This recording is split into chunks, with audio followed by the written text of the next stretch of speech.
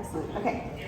Thank you so much for being here. I know there's a lot of fun things to do on a Friday night in the summertime in Colorado, like a lot of fun things even within this building. So I really appreciate you being here. I know there's a soccer game on tonight. My daughter, that's what she wanted to do. So hopefully you'll enjoy your time here, and then you can also enjoy some of the other fun stuff that's happening around here tonight. So I want to start with a quick question. Who here would say right at this, today, you consider yourself creative? Okay, so we'll make like 50%. How about when you were a kid? Did you consider yourself creative when you were a kid? So, okay, we're still sort of 50-50. Interesting. All right. Well, I hope that by the end of my talk today, you will reconsider whether you can think of yourself as creative or not. So first I want to start with a personal story. Coming up here is some fun high school pictures of Alison. So growing up, I loved singing. That was kind of my passion. So here's a few pictures of me in my high school musicals. I was in Guys and Dolls and a chorus line. And then of course there's the photo of the grocery store flower bouquet that your mom brings you after the performance. That's how you know it's gone well.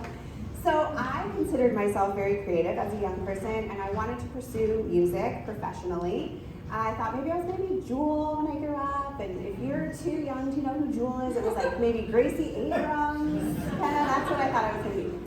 And I was pursuing that dream. I had applied to colleges. I was going to be a vocal performance major. And then I received this piece of communication that was really hard for me. My high school music teacher, and to be honest, I'm not exactly sure what he said, but my teenage brain heard him say, "I don't think that you have the talent to be a professional singer." And my heart was broken. I was devastated. And now again, when I look back as an adult, it's possible he just said like, you should take some dance lessons. I don't know what he actually said. But my heart heard, he doesn't think I'm good enough to do this. And that little voice kind of continued on in my head. And I did start college as a music major, but I eventually kept hearing that little voice in the back of my head saying, you're not good enough, you're not good enough. And slowly, I kind of gave up creativity professionally. And so I became an English major, and then I worked in a bunch of fields, but I went to graduate school a few years ago and started studying communication because I've worked across a lot of industries. I've worked in everything from radio to leadership development. I have a former colleague here tonight. And what I saw is that communication was the key thing that made organizations succeed or struggle. So that was why I wanted to study communication. But when I got there, I realized I had the opportunity to find something that was my own passion, and I was like, oh yeah, remember that creativity thing that I really loved? So I studied creativity and communication and kind of how they can affect each other, how they affect the motivation to be creative, because I had had this difficult experience where suddenly my creativity was changed by a piece of communication. So I did this original research. I worked with an advertising agency here in Colorado Springs. I was able to present my research at the National Communication Association in 2022 at their conference. So I'm going to give you the fun Nerd Night version of that presentation tonight. All right, so creativity and communication. Let's talk about what are we going to hear about for the next few minutes. First, we're going to talk about why we should value creativity as a society and as individuals. Then we're going to define creativity. Even though it's a word it seems like we all know, I want to talk through and make sure we're all on the same page. Then I want to talk about what it's like to do creative work. What does that actually feel like? And then we'll finally get to that crossover piece of communication and creativity. And then we'll do a little so what, now what. So you'll have a little something to put in your pocket and take away, hopefully, after I'm finished talking. So let's get started on why we should value creativity. So is anyone familiar with this logo? Has anyone read an Adobe PDF? Okay, used Adobe Photoshop, Illustrator. All right, so the Adobe Systems Corporation did some research. My microphone doesn't like this side, maybe. Did some research in 2016, and their study was called The State of Create, and they surveyed people all over the world to ask them about the value of creativity. And here are some of their findings. 82% of respondents said that creativity is valuable to society. 84% said it makes people better workers. 86% said it makes people better leaders. And 88% of businesses who said if they invest in creativity, it makes their employees happier and more productive. So we've kind of got a business case here for why creativity can be valuable. Well, but what about just the human piece, right? Jenny did a great job of kind of priming us to think about the importance of connection. So as Jenny mentioned, we are a tribal species, right? We need to get together to succeed. Alison versus tiger in the jungle is not going to go so good. I need a tribe to help me stay safe, right? And as human beings, we are just evolutionarily, we want to be working in groups. And creativity is something that helps us gather, right? Whether that be here tonight for Nerd Night, listening to a concert, watching a show, going to an art gallery, creativity is something that brings us together and helps us to gather. And creativity is something that helps us pass on human knowledge. So before we all had iPhones in our pocket that could answer any question at any time, there was a time when we needed another way to pass on human knowledge. And so we would gather around the campfire at night and sing songs and tell stories, and that was a way that human knowledge could be passed forward. So these are some kind of more societal reasons why I think creativity is important. Okay, so creativity can increase happiness, can increase productivity, can increase community, and if you combine all those things, I think it means you can increase your impact. So hopefully I have made a good case for why creativity is valuable. Next, I want to define creativity. So I know this is a word that you've probably heard many times before, and also I want to point out that there are two words that kind of get interchanged depending on the field: creativity and innovation. So I'm going to define them both, although in my talk I'm going to be leaning towards creativity. So this might not be the definition that you're expecting, because this is the definition that comes from those boring old peer-reviewed academic journals of creativity. So the academic definition of creativity is ideas that are both novel and useful. And the important words in that definition, in my opinion, are novelty and usefulness. Novelty, another word for that, anyone? Unique, new, right? And then usefulness, I say, well, if I invent a peanut butter and pickle sandwich, that might be something that I'm going to enjoy, but it's probably not going to be useful to the rest of the world. Okay, so innovation is another word that you hear that's closely related to creativity. So again, the academic definition is the implementation of creative ideas. So they're kind of on a continuum of the same process, right? This is kind of more about the idea generation, and innovation can sometimes be more about the execution of the ideas. Also, I think it's very specific to the field that you're working in. So you hear the word innovation more in the STEM field, and you hear the word creativity more in the arts, but really they're kind of one and the same, or part of the same process. Okay, so now I want to talk about some research about the different levels of creativity that we can all exercise. Because I think we think about creativity and we think of children, right, and of the amazing things that they imagine, and then we think of artists, and maybe we think of like creative geniuses, but we don't really think about what might come in between. So this is a researcher named Kaufman who made this categorization. He calls it the 4 C's of creativity: mini C, little c, pro C, and big C. So I'm going to tell you about each of those. Mini C creativity is novel and personally meaningful interpretations of experiences.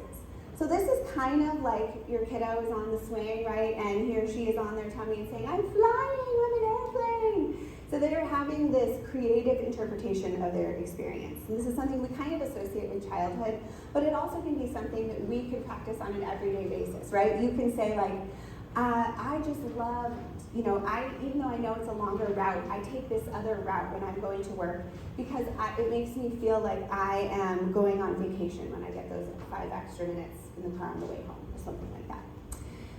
Next is little c creativity. So this is everyday activities that non-experts participate in regularly. So the example I like to use here is like being a great home chef. Okay, you're not an expert in it, but you don't even need a recipe. You are so good, you can just open up your refrigerator, pick out all the things you think that will go together and make this beautiful meal at home. So this is the kind of creativity that we could all have access to on a regular basis. And this is kind of like maybe more grown-up creativity. Then we get into pro C creativity, which is effortful progression towards a professional level of expertise. So these might be the folks that have a degree called a BFA, right, a Bachelor of Fine Arts, someone who has studied their craft. And it might be someone who is making their living using their creativity. Not always, but oftentimes. So these are the people that when we think about creatives as adults, we often identify kind of these pro C creatives. And then lastly, we have big C creatives, which is clear-cut, eminent creative contributions, meaning these are kind of like society-shifting pieces of creativity. These, I believe, is like a little bit unteachable. I think there's some alchemy here, right? You know, these are kind of where Calvin's talk is going to talk a little bit about this, where the environment is perfect and you have a little bit of luck and you have a great idea and the technology comes together and all these things. That is big C creativity, where kind of creative geniuses make their moves. But what I want you to understand is there is so much room in this spectrum for creativity. And we just talked about how it can increase your happiness and your productivity and make you a better leader.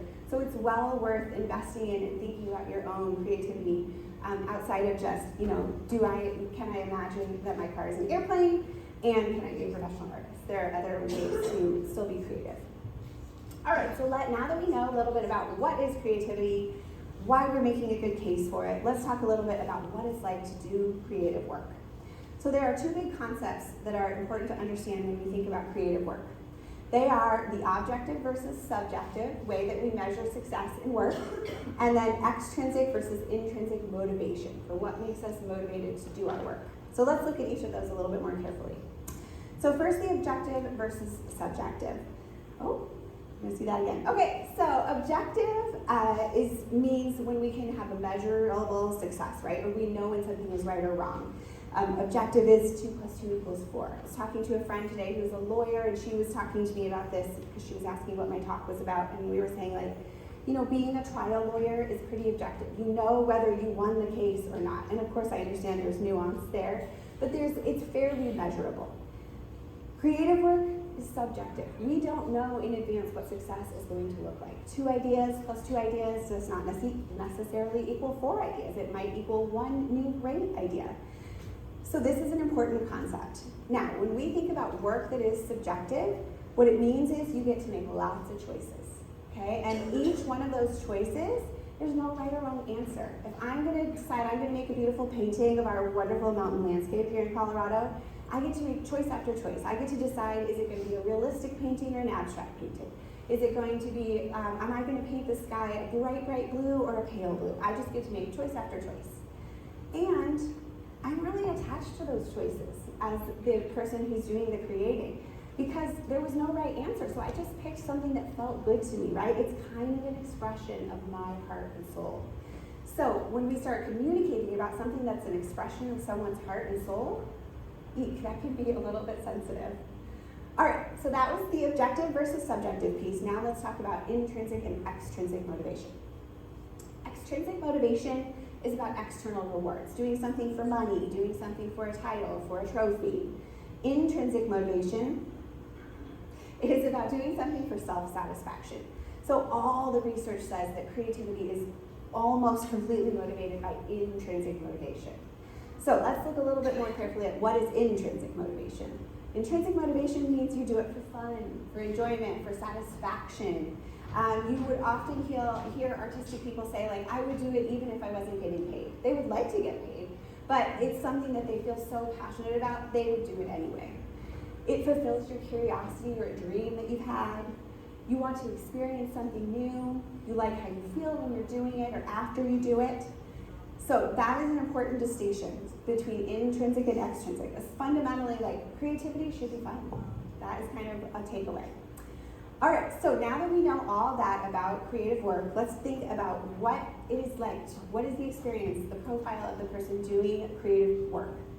So first of all, they need freedom, right? They need freedom to make all of those choices. Research says that if you can give folks more freedom, their creativity will increase. Their choice, the fact that they do have all these choices, means they're going to have a strong emotional connection to their work. And lastly, therefore, they're going to be sensitive to communicating about their creativity, right? It's going to have heightened sensitivity. Okay, so up to this point, we've been talking about creativity as if it was something that we all got to do by ourselves. But the truth is that, like most work in this world, creative work is so very often done in collaboration with others, right? And therefore, that means there's going to have to be communication. So that puts us in a bit of a conundrum. I call it the creative collaborators conundrum, because you have some kind of fundamental tensions because of the things we talked about. So because the work is subjective, and yet collaborators kind of have to have a common vision, right? We don't know what the result is going to be, and we all have to kind of agree where we're headed. Creators are sensitive to receiving feedback, and yet feedback is one of the only tools the collaborators have to help hone the work to get it closer and closer to the goal.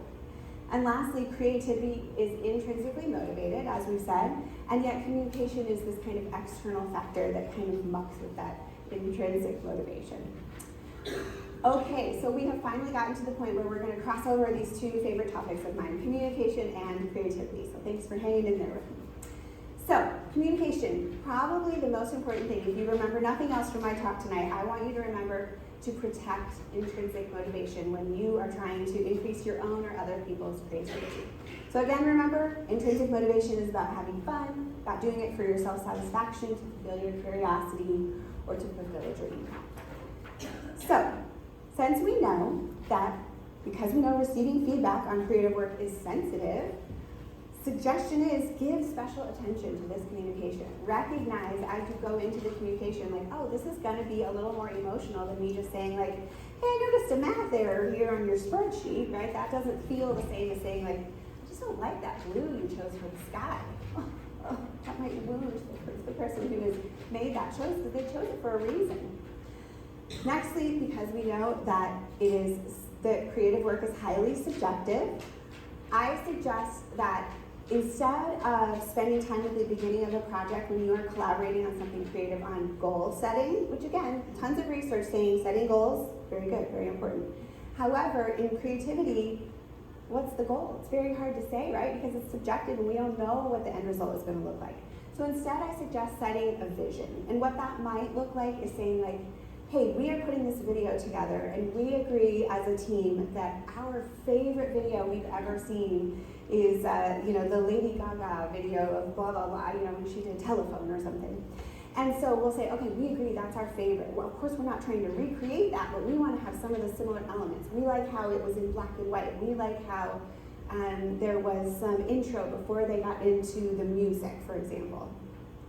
So then later when you're communicating about your progress on the work, instead of just saying, I don't like this and you don't know why, you can say, like, remember we agreed we were going for X, and how close are we getting to that vision that we have set together? And then high autonomy, so that means freedom, right? Because we know that creativity is increased by freedom. We want to, when we're working with creative folks, we can agree on what we're gonna do, right? We're all making a video. But hopefully we can give as much freedom as possible on how to do it. As much as you can, try to give freedom on the process. Okay, so now I want to leave you with a few takeaways, the so what, now what, after hearing all this about creativity and communication. So first of all, I want you to give yourself permission and credit for being creative. I would love it if you considered my talk, and maybe tomorrow morning, if I were to ask you this question again, do you consider yourself creative? Maybe you would change your mind, right? Maybe if you didn't raise your hand earlier tonight, you would consider doing that. So recognize that you could be creatively thinking, you could be doing little activities that are creative in your everyday life, and those things have a lot of value. They can increase your happiness and productivity. I want to again, remind you that intrinsic motivation, doing something for joy and fun and satisfaction, is super important when it comes to creativity. So sometimes that can mean, like, maybe you had this dream that you wanted to publish a poem in a magazine, and then you realize, like, actually, I just want to write the poem, right? That is the thing that really is giving me the joy, is writing the poem and maybe sharing it at the poetry versus storytelling night. So recognizing that we really keep it fun. And lastly, if you are collaborating on a creative project, recognize that is something that is going to have heightened emotions. So collaborate with care. If you were interested in this and you wanted to learn more about creativity and communication, I have a couple suggestions for you of books to read. My first one is called Creativity Inc. It's by Ed Catmull. He's one of the founders of Pixar. This one is just really right down the line of what I have talked about tonight. It's one of my all-time favorites in terms of setting a culture for creativity in an organization, and also about how to communicate about it in a way that is honest and has candor, but also gets the work done. And then my other favorite is a book called Bird by Bird by Anne Lamont. And this is just about if you have a dream of a creative project, Bird by Bird, what she's referring to is like break it down piece by piece, little by little. Do it one little piece at a time. And it's also just a beautifully written, almost like poetry. So it's both an enjoyable book and it's kind of motivational if you're interested in doing something creative about kind of making it more approachable. All right, so I want to, during the break, after I'm finished talking, I would love for you to chat with your neighbors about what you might want to create. If there's a project or a passion that you have left behind that you might be inspired to continue. I do want to say on a personal note, I'm really thrilled to be singing again. I am participating in the beer choir.